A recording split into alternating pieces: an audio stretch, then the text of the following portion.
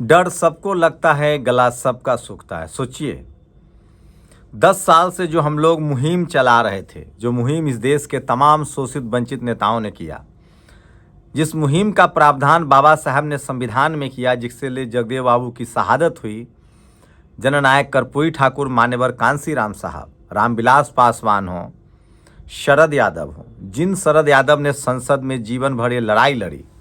इतना ही नहीं, बीजेपी के नेता गोपीनाथ मुंडे, जो अब इस दुनिया में नहीं रहे, जिनके मौत पर आज भी सन्नाटा है, सोनेलाल पटेल, जो अब इस दुनिया में नहीं है, जिनकी सारी हड्डियां तोड़ दी गई।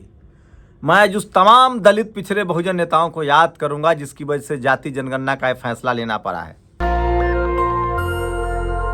मान्यवर कांसीराम साहब का आंदोलन, शरद यादव जीवन भर संसद में रहे, घर नहीं खरीद पाए क्योंकि वो जाति जनगणना चाहते थे। रामविलास पासवान, जिन्होंने अपनी राजनीति को शिखर तक पहुंचाया, लेकिन जाति जनगणना का मुद्दा नहीं छोड़ा। मैं आपको बताऊंगा, बीजेपी के गोपीनाथ मुंडे, जो ओबीसी समाज से थे, महाराष्ट्र से, हुकुमदेव नारायण यादव, जो बिहार से उनके सांसद थे, उन सब का धन्यवाद। और उसके बाद धन्यवाद राहुल गांधी, जिन्होंने एक विपक्ष ने, जब कांग्रेस ने इस मुद्दे को हाथ लिया। लालू प्रसाद यादव अभी भी हैं इस नाम पर, नीतीश कुमार ने बधाई दी है। लेकिन सवाल है कि क्या जिस तरह से महिला आरक्षण दे दिया गया और महिला आरक्षण में SC ST OBC महिलाओं को आरक्षण नहीं मिला, जिस तरह से इकोनॉमिक वीकर सेक्शन के नाम पर, आर्थिक आधार पर संविधान को धत्ता बताया गया और सवर्णों को आरक्षण दे दिया गया, क्या जाति जनगणना कराने के बाद वो सारे नतीजे लागू किए जाएंगे?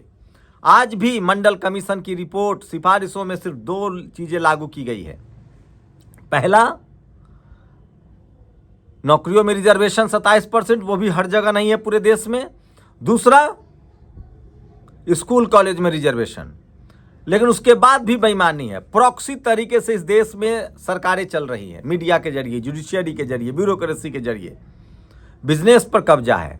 जाति जनगणना होने के बाद क्या होगा? ठीक कहा है तेजस्वी यादव ने कि जाति जनगणना के बाद ओबीसी, खासकर पिछड़ी जाति, अति पिछड़ी जाति, 90% जो आबादी है इस देश की SC ST OBC, मैं माफ कीजिएगा, मैं आपको बता दूं, चाहे आप किसान हो, चाहे आप अल्पसंख्यक हो, आप सिख समाज से हो सकते हैं तो भी SC OBC हैं, आप हिंदू हो सकते हैं SC ST OBC हैं, आप मुसलमान हो सकते हैं OBC ST, आप बुद्धिस्ट हो सकते हैं SC ST OBC। इस देश की 90% आबादी SC ST OBC की है। SC ST को बाबा साहब के संवैधानिक प्रावधान है संसद और विधानसभा में, लेकिन OBC का नहीं है, जिसकी सबसे ज़्यादा आबादी है इस देश में 60%। और जाति जनगणना से दूध का दूध और पानी का पानी हो जाएगा।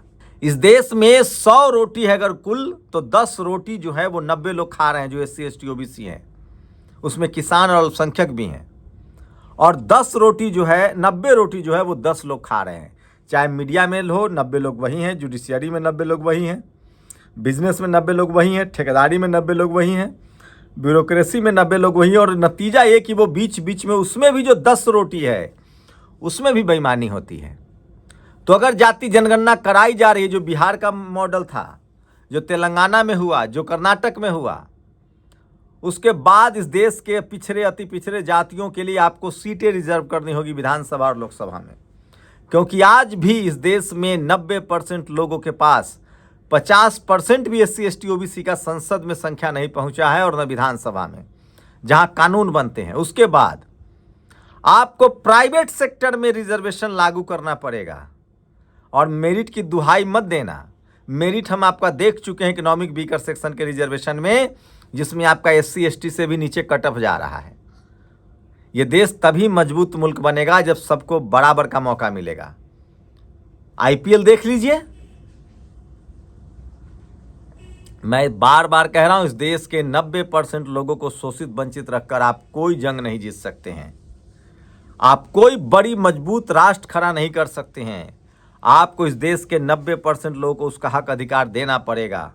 और मैं फिर कह रहा हूं, 21वीं सदी डॉक्टर अंबेडकर की सदी होगी। तमाम बहुजन महापुरुषों ने जो त्याग किया है, शरद यादव याद आ रहे हैं, रामविलास पासवान याद आ रहे हैं, मान्यवर कांसीराम साहब याद आ रहे हैं, जगदेव बाबू याद आ रहे हैं, जननायक भारत रत्न कर्पूरी ठाकुर याद आ रहे हैं।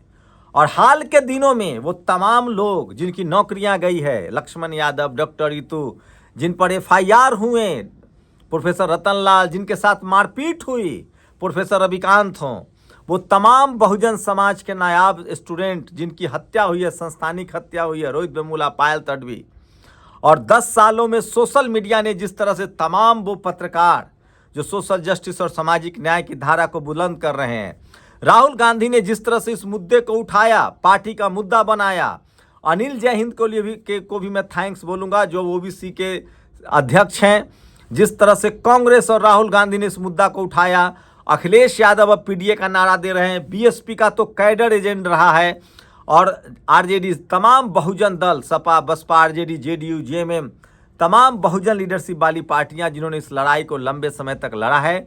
जाति जनगणना से जातिवाद खत्म होगा, जाति जनगणना से सबको बराबर का मौका देने का रास्ता बनेगा, जाति जनगणना से सबको, चपरासी से लेकर चीफ जस्टिस तक जब हर जाति समाज के लोग होंगे तो ये देश और मुल्क मजबूत होगा और सबको न्याय मिलेगा, और तब आतंकवाद का भी खात्मा होगा, जातिवाद का भी खात्मा होगा, मनुवाद का भी खात्मा होगा। जब हम एक भारतीय के तौर पर मजबूत होंगे, सशक्त होंगे, ज्ञान विज्ञान का केंद्र होगा, तब भारत सम्राट अशोक का भारत बनेगा, चंद्रगुप्त मौर्य का भारत बनेगा। तो जाति जनगणना से इस देश का भविष्य और बेहतर होगा और मजबूत होगा। जाति जनगणना जरूरी है और इसके लिए उससे भी ज़्यादा, लेकिन मैं फिर कह रहा हूँ, जातिवाद मनुवाद जो हैं वो आतंकवाद की तरह है, उनके नए नए तरीके हैं। जाति जनगणना कराई जाएगी। जाति जनगणना कांग्रेस के समय में हुई थी, लेकिन आंकड़े नहीं जारी किए गए। आंकड़ा रोकने वाला कौन था? कपिल सिब्बल, जो अब कांग्रेस छोड़ चुका है। प्रणब मुखर्जी, जो राष्ट्रपति भी बने और जाके आरएसएस की गोद में बैठ गए और जिनका पूरा परिवार आज कांग्रेस के खिलाफ है, और पी चिदम्बरम, ये दुनिया जानती है। इन लोगों ने जाति जनगणना के आंकड़े को रोक लिया, जारी नहीं किया। लेकिन बीजेपी अब बच नहीं सकती है। अगर वो इस तरह की अब चालबाजी करेगी तो देश एक्सपोज कर देगा, क्योंकि अब सोशल मीडिया का दौर है।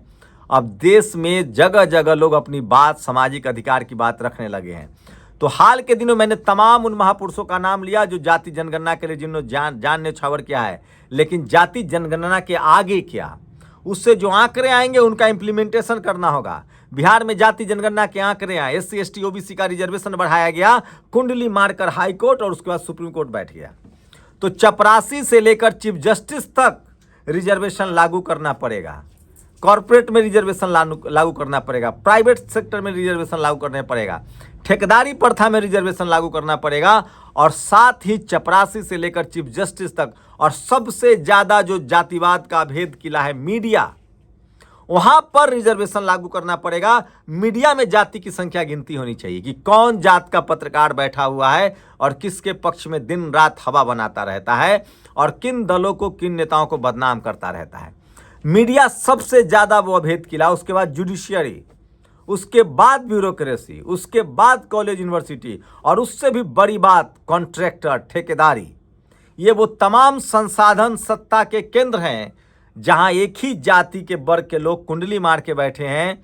वहां पर सभी के लिए जगह बनानी पड़ेगी, और मेरिट की तो दुहाई ही मत दीजिएगा। मैं फिर कह रहा हूं, अगर ये रिजर्वेशन न होता तो LIC आपको नहीं मिलता, RBI नहीं मिलता, SBI नहीं मिलता, वो तमाम सरकारी संस्थाएं जो मजबूत हुई वो न मिलता। जब रिजर्वेशन खत्म किया गया, नौकरियां खत्म की गई, तब देश को फिर से कमज़ोर किया जा रहा है।